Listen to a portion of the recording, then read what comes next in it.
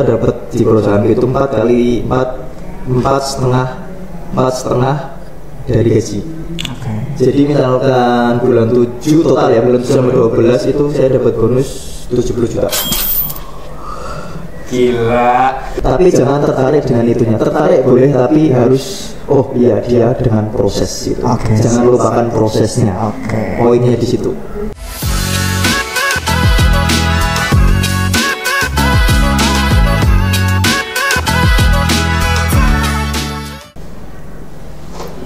Assalamualaikum warahmatullahi wabarakatuh. Halo teman-teman mahasiswa, selamat datang di podcast Universitas Muhammadiyah Pajajaran Pekalongan, tempat di mana kita tukar cerita, tukar inspirasi, terus wawasan ya pastinya ya, serta kehidupan di kampus dan karir ya. Bersama aku Riko Febriandika. Nah, kali ini aku kedatangan tamu yang sangat-sangat spesial nih teman-teman. Saya sengaja dari Jepang ya Kak ya.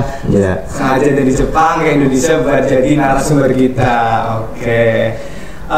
Di sini Kak Tony ya berarti ya. Kak Tony akan berbagi pengalaman dari bangku kuliah pas di 3 keperawatan ya Kak, sampai sekarang akhirnya kerja sebagai perawat di Jepang. Oke. Makin penasaran kan kalian pastinya. Langsung saja aku sapa narasumber kita ya. Oke, halo Kak Tony. Halo. Apa kabar nih Kak? Baik. Oke. Sebelum masuk ke cerita serunya Kak Tony, boleh dong Kak Tony perkenalan terlebih dahulu biar teman-temannya lagi nonton ini biar tahu nih Kak, Kak Tony ini asal rumahnya dari mana, lulusan tahun berapa, terus Kak Tony ini di Jepang itu kerja sebagai apa kayak gitu, boleh Kak perkenalan? Oh ya, nama saya Tony Zatmiko. Asli saya orang Batam. Lebih tepatnya Kecamatan Warngasem, Desa Pesaren. Oke. Terus saya lulusan UMPP, kalau dulunya masih Stikes. Ya. Saya program D3 keperawatan, saya angkatan 2011 tapi saya lulus di 2015. 2015. Ya, karena ada sesuatu something terjadi. Oke. Terus berarti di Jepang itu sebagai apa Pak? Kalau di Jepang saya sebagai perawat lansia. Lansia, oke. Iya. Berarti kesehariannya itu ketemunya orang-orang yang sudah tua-tua terus itu gimana Kak berarti? Apa? Ketemunya berarti orang-orang tua atau gimana Kak? Kalau misal lansia itu gimana Kak berarti Kak? Mungkin teman-teman nggak tahu lansia itu apa gitu Kak? Ya, pada seleksinya perawat lansia atau yang bahasa Jepangnya itu kayak Fukusisia. Bahasa Indonesianya dilihatkan perawat lansia. Tapi memang kebanyakan perawat lansia itu kebanyakan kerja di panti lansia di Jepang. Tapi khususnya saya itu di rumah sakitnya di Jepang. Tapi meskipun saya di rumah sakit, karena saya perawat lansia dan bukan perawat medis, saya ya bekerjanya sesuai tupoksinya kayak tupoksi atau perawat lansia itu sendiri gitu loh. Kayak misalkan kalau anak keperawatan tahu kebutuhan dasar manusianya, kita lebih ke implementasinya ke kebutuhan dasar manusianya, kayak kita ngasih makan, mengorangkan pasien gitu loh. Apa ya bahasanya? Indonesianya itu mengorangkan orang, terus menghargai manusiakan pasien lah, kita ke pasien gitu loh. Sebelumnya pas Kak Tony masih kuliah nih, udah ada kepikiran buat ke Jepang atau pikiran itu ada ketika Kak Tony itu udah lulus kayak gitu Kak? Pikiran ke Jepang itu sama sekali nggak ada. Oh nggak ada, berarti pas kuliah itu nggak ada Kak berarti Kak? Sama sekali. Ngalir aja kayak gitu? Nggak kepikiran. Saya itu orangnya pas waktu kuliah saya nggak kepikiran sama sekali kerja di Jepang satu, dan kalau aku orangnya apapun yang ada di depan nothing impossible. Misalkan ketemu kesempatan di depan, saya hajar gitu, karena kesempatan nggak datang 2 kali. Gitu. Nah, mesti teman-teman ini banyak yang masih penasaran nih Kak, gimana sih cara biar jadi perawat, kerja sebagai perawat di Jepang itu ada program-program khusus nggak sih Kak? Iya. Yang perlu diketahui itu perawat di Jepang itu tuh ada 2. Ya. Nggak semua orang itu berani menjelaskan pekerjaan perawat yang sebenarnya di Jepang itu karena apa? Kalau orang Indonesia yang mahasiswa kerja di Jepang sebagai perawat lansia, itu berpikirannya kita yang melihat di Indonesia itu, wah enak itu perawat ya, karena mandangnya wah enak perawat di Jepang, tapi nggak tahu dia perawat medis atau perawat lansia gitu loh. Karena kalau perawat medis itu dia pegang suntik, infus ke pasien loh ya, ngasih obat dan lain-lain sesuai advis dokter ya. Kalau perawat lansia itu balik lagi yang saya bilang tadi, kebutuhan dasar manusianya, terus mobilisasi pasiennya seperti itu. Misalkan orang kecelakaan, operasi, fraktur, otomatis butuh fisioterapi dong. Nah, kalau di kita di Indonesia itu kalau udah operasi udah pulang, nanti kontrol berobat jalan gitu. Kalau di Jepang itu beda, ada runtutannya gitu. Misalkan udah operasi, dokter mengatakan oh ya pindah ke rumah sakit yang ada fisioterapinya. Kalau di Jepang itu rehabilitasi. Nah, beda kalau di sini itu rehabilitasi kayak misalkan karena nafsa ya. Kalau di sana itu rehabilitasi itu fisioterapi. Ya, misalkan udah pindah ke rumah sakit yang ada fisioterapinya, terus biar dia dibalikin lagi ke mobilisasi awal sebelum kecelakaan, ya kan? Ya seperti itu. Kalau udah bisa jalan yang lebih besar, enggaknya meskipun nggak balik lagi secara maksimal sebelum kecelakaan, ya nggak apa-apa, yang penting dia masih bisa jalan. Terus misalkan harus pakai tongkat itu, dijalanin dulu ke pasiennya, diberikan advis dulu ke pasiennya. Nanti dokter yang menentukan kalau ya ini udah bisa pulang lah. Nanti tergantung pasiennya. Misalkan pasiennya umur 65 tahun, udah direhabilitasi, fisioterapi ya maksudnya, udah di fisioterapi, udah dia jalan, dia di rumahnya cuma hidup sendirian. Karena umur 65 tahun dia udah bisa masuk panti lansia. Ada syarat khususnya buat masuk panti asuhan. 65 tahun. 65 tahun. Iya, 65 tahun. Nah, itu tergantung biasanya kalau Jawanya itu ngomongnya rembukan ya. Rembukan. Kalau Jepangnya sodam lah. Sodam.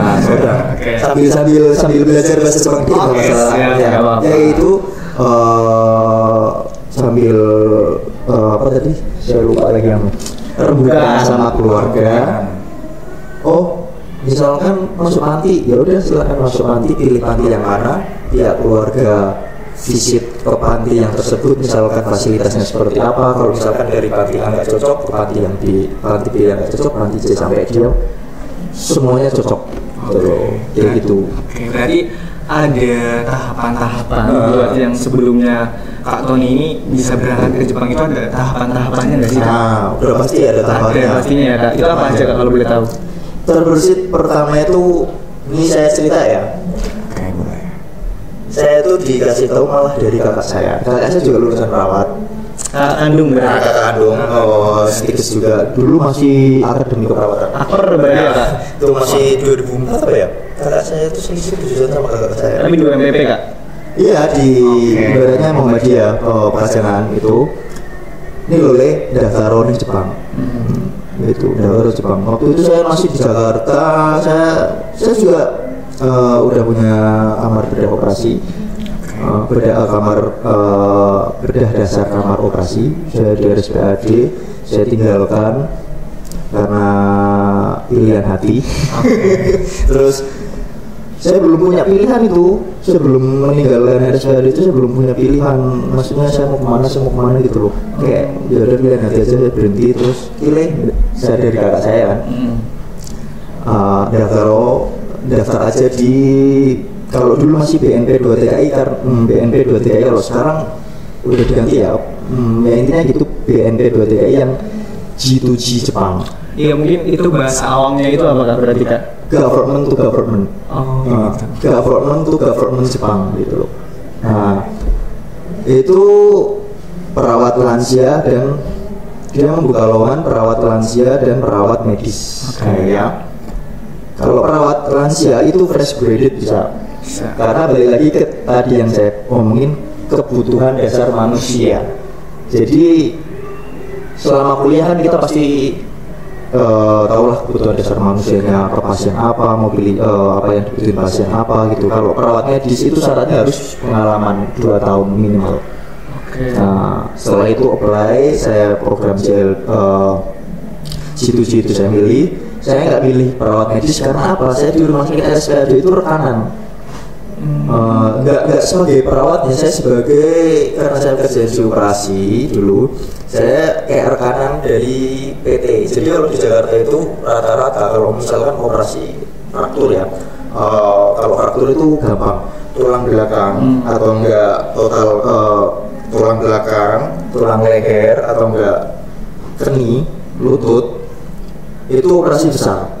Dan alatnya mayoritas rumah sakit di Jakarta itu nggak ada. Nah, itu otomatis dia pakai pihak ketiga untuk alat atau implannya.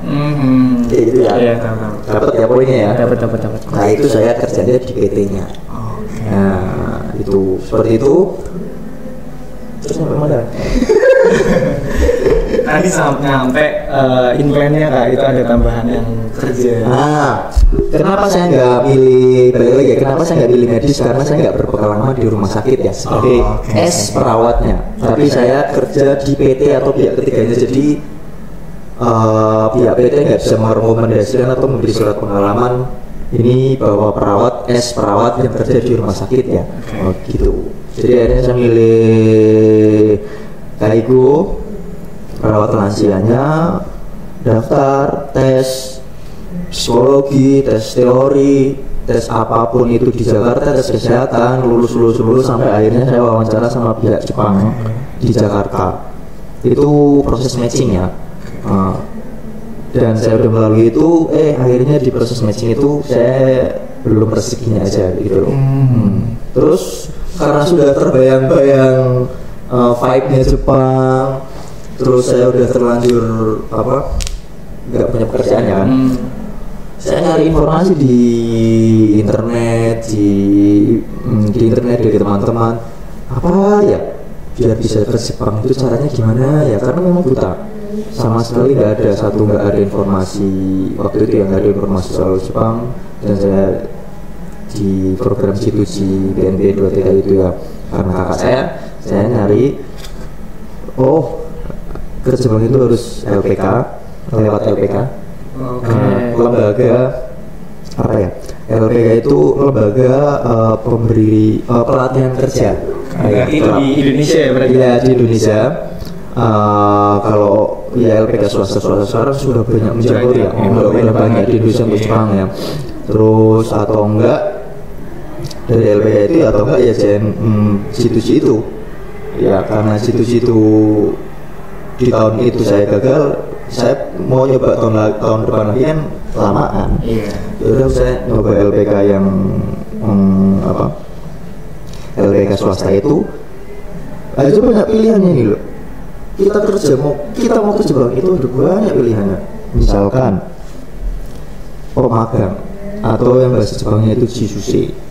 Ya, kita atau enggak Ryokaguse itu pelajar di Jepang ya. Saya milih yang Ryokaguse karena apa? Kalau saya di LPK, saya 3 bulan, 4 bulan atau 3 bulan sampai 5 bulan saya nggak ada pendapatan, memperberatkan orang tua, ya kan? Pastinya. Ya kan, memperberatkan orang tua. Karena saya udah pernah kerja, bingung ya, saya dapat income dari mana nih selama 3 sampai 5 bulan. Kalau Ryokaguse nggak punya bahasa Jepang sama sekali, bisa sampai ke Jepang karena Ryokaguse itu sekolah bahasa Jepang.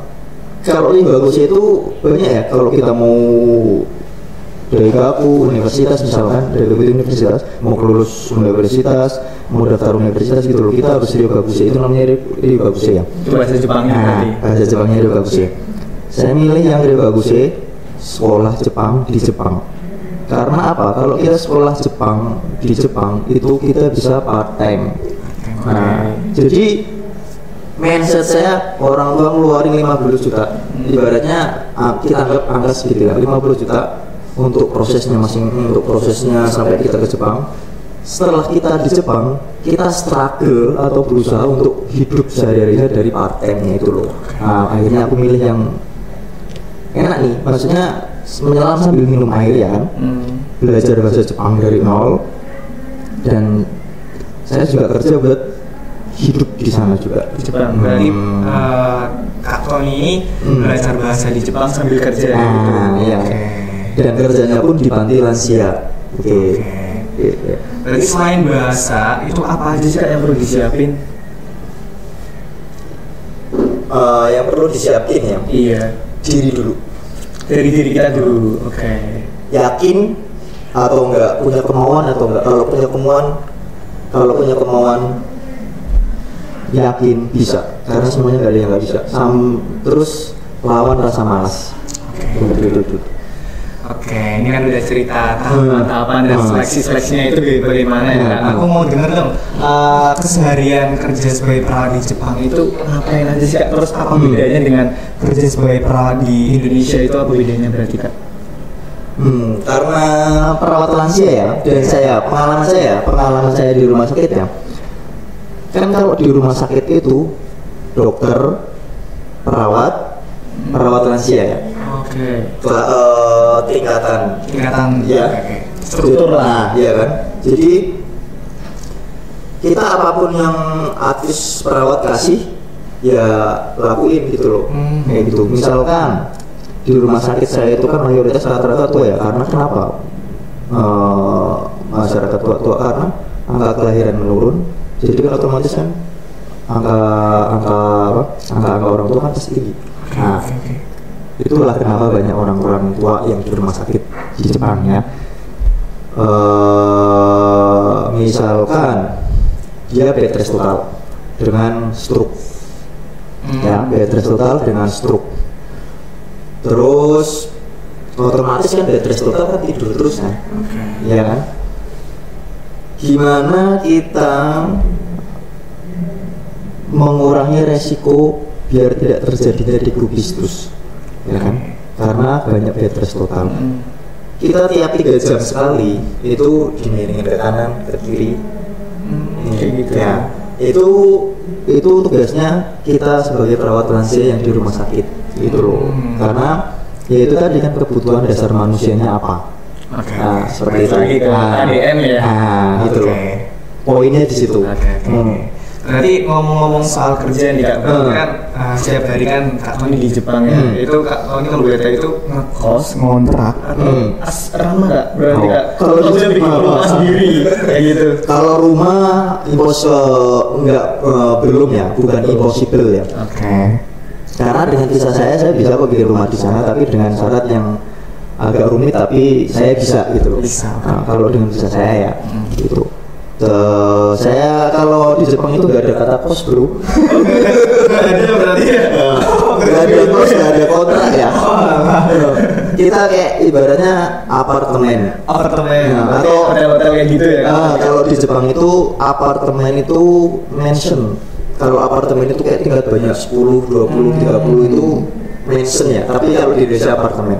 Kalau ibaratnya cuma 2 tingkat, 3 tingkat, 4 tingkat itu namanya apato. Itu bahasa Jepangnya. Apato. Indonesia apa berarti? Apa ya? Ya sama sebenarnya, cuma bedanya tingkatnya doang. Bangunannya itu. Nah, saya tinggal di yang 3 lantai, 4 lantai itu ya, disebutnya apato gitu loh. Ya semi apartemen. Kalau boleh tahu nih Kak, gaji sebagai perawat di Jepang itu berapa sih Kak? Kamu sih teman-teman kalau misal kerja di Jepang itu kan 2 digit mungkin bisa sampai 3 digit juga ya Kak? Saya akan cerita gaji berapa, tapi jangan dilihat enak ya.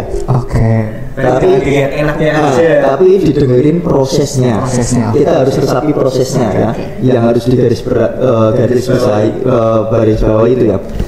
Tadi saya milih nih Honggo Gakko kan, sekolah bahasa Jepang di Jepang selama 1,5 tahun atau 2 tahun ya. Itu periodenya segitu udah ditentuin. Tergantung kita datangnya di Jepang itu bulan apa gitu. Saya sekolah pas saya itu 1,5 tahun. Setelah 1,5 tahun sekolah bahasa Jepang sesuai dengan kualifikasi, ibaratnya kalau kita mau ambil TOEFL kita dapat call angkanya segitu ya. Nah saya dapatnya N3 selama ini aku ya, sekolah bahasa Jepang di Jepang itu saya sertifikatnya N3. Nah N3 itu nggak bisa untuk kuliah. Berarti untuk bisa kuliah di sana itu berapa? N2. Oh N2.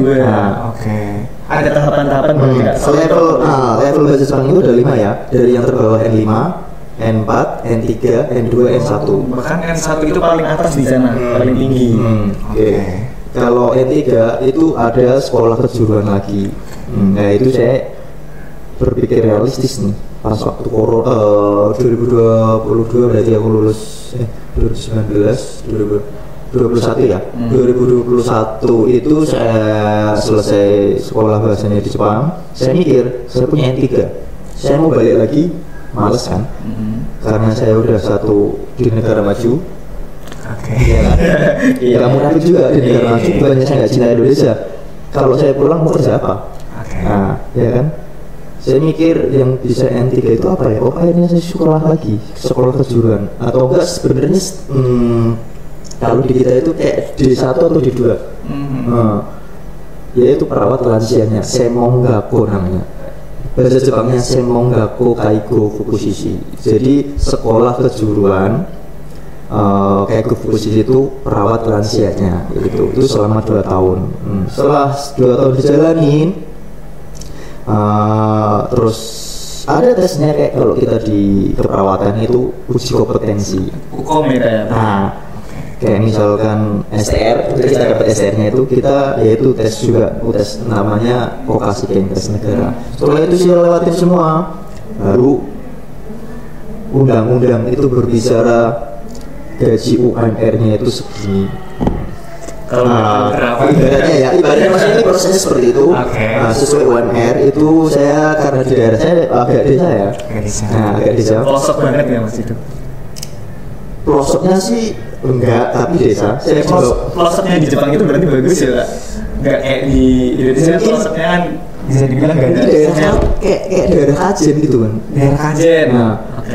Itu saya di kaki gunung. Kalau ke sana itu nggak ada kereta, bis transportasi umum atau enggak dari perusahaannya ya, nyediain gitu. Gaji saya 18 juta. Itu gaji pokok. Karena kalau di sana rata-rata kita dapat lembur 4 atau 5 bukan lembur 4 atau 5 dinas malam. Kalau dapat dinas malam itu ada tambahan lagi, kira-kira kalau dirupiahin 800 atau sampai 1 juta tergantung kurs ya. Nah itu apa tadi gaji gaji pokoknya itu 18 juta.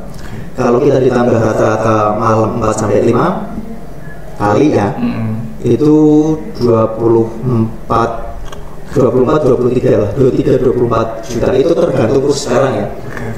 Itu masih kotor. Berarti. Dipotong apartemen, potong insurance, potong nengking itu buat kita pensiun ya. Udah itu 18-19 juta. Itu per bulan ya Kak? Itu per bulan. Terus untuk biaya hidupnya di Jepang itu gimana Kak berarti Kak? Benar, itu masih gaji pokok ya. Kita per tahun itu tergantung perusahaan, dapat bonus 2 atau 3 kali. Kalau di saya 2 kali. 2 kali di bulan 7 sama 12. Terus kita dapat di perusahaan itu 4 kali 4,5 dari gaji. Jadi misalkan bulan 7 total ya, bulan 7 sampai 12 itu saya dapat bonus 70 juta. Gila, banyak banget ya. Itu bisa. Iya, tapi setahun itu di Jepang itu berarti kisaran berapa Kak kalau boleh tahu? Setahun. Kalau dengan kurs sekarang 220 juta sampai 250-an mungkin. Di atas gitu. Tapi jangan tertarik dengan itunya. Tertarik boleh, tapi harus dia dengan proses gitu. Jangan lupakan prosesnya. Poinnya di situ. Berarti untuk biaya hidupnya kan lagi. Itu sebenarnya biaya hidup itu nggak beda tipis sama dengan Jakarta. Beda tipis. Saya apartemen apa tuh tadi itu 3 sampai 4 juta ya. Kalau dirupiahin ya kayak berarti. Iya, ini kita udah ngomong rupiah ya. 3 sampai 4 juta. Listrik, gas, air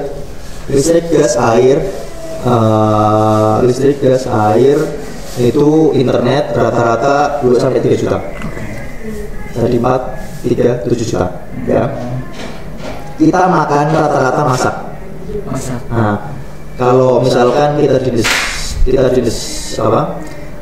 pagi, malamnya udah pasti masak, atau enggak sebelumnya kita lebur masak dulu untuk makan setelah pulang gitu. Atau enggak, karena habitnya di Jepang bagusnya, kenapa orang Jepang itu sehat-sehat, dia kalau berangkat kerja pun dia bawa bekal sendiri.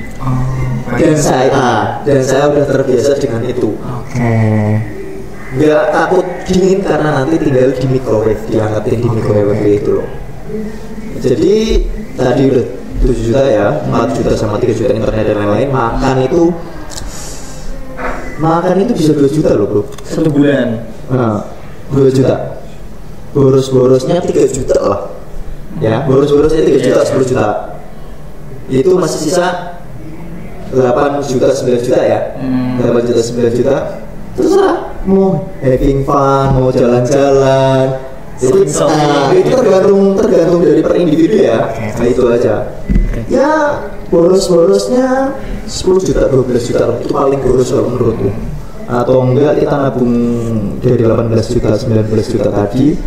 Kalau kita mau ngomong nabung 5 juta, bisa kok, masih bisa itu 5 juta per bulan. 5 juta per bulan masih nabung, tiap tahun dapat 10 juta. Ya, tinggal dikaliin aja. Jangan sendiri ya. Ngomongin soal biaya hidup nih Kak, aku mau lanjut juga nih. Oke, silakan. Sambil aku tanya boleh? Selain kerja di Jepang, itu Kak Tony ada sertifikat atau pelatihan tambahan buat ngembangin diri Kak Tony itu ada nggak sih Kak? Ya saya tadi ngomong, saya sebelum di Jepang saya udah, setelah lulus saya kerja Gasurkes di Semarang. Gasurkes itu tenaga surveillance kesehatan di Semarang, itu di kota ya.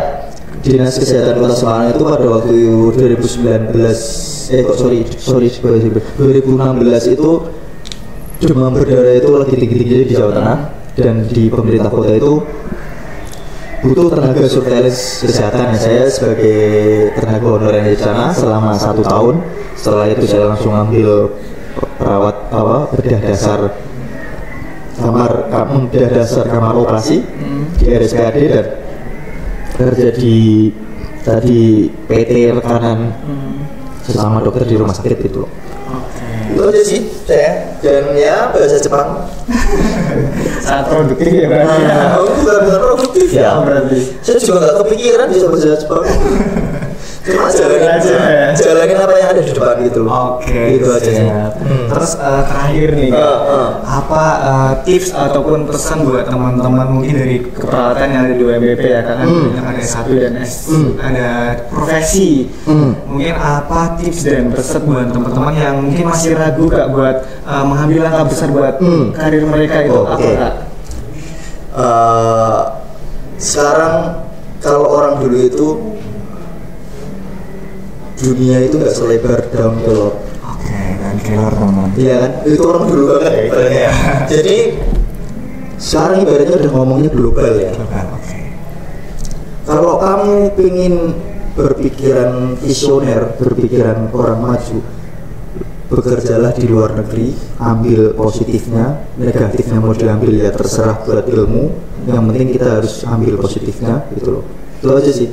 Contoh di Australia, Kanada, Jerman, itu tenaga medis ya, dibutuhin. Sebelum kita keluar negeri, pesen-pesennya, tanya dirimu sendiri dulu, kumpulin niatnya dulu, sama jangan males. Dan yang terakhir, cari informasi sedetail mungkin. Kita mau mulai dari mana, gitu loh, step by stepnya dari mana, gitu aja sih pesannya. Berarti kita harus nyiapin planningnya ke depan bagaimana ya Kak ya. Betul. Dan ada lagi terakhir ya.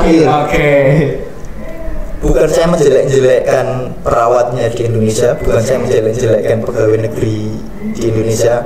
Saya nggak suka dengan sistemnya aja udah. Gitu sih. Makanya cari pengalaman aja di luar negeri. Oke. Kalau boleh tahu itu kenapa sih Kak nggak suka sistemnya? Nggak suka, Intinya aja. nggak suka sistemnya.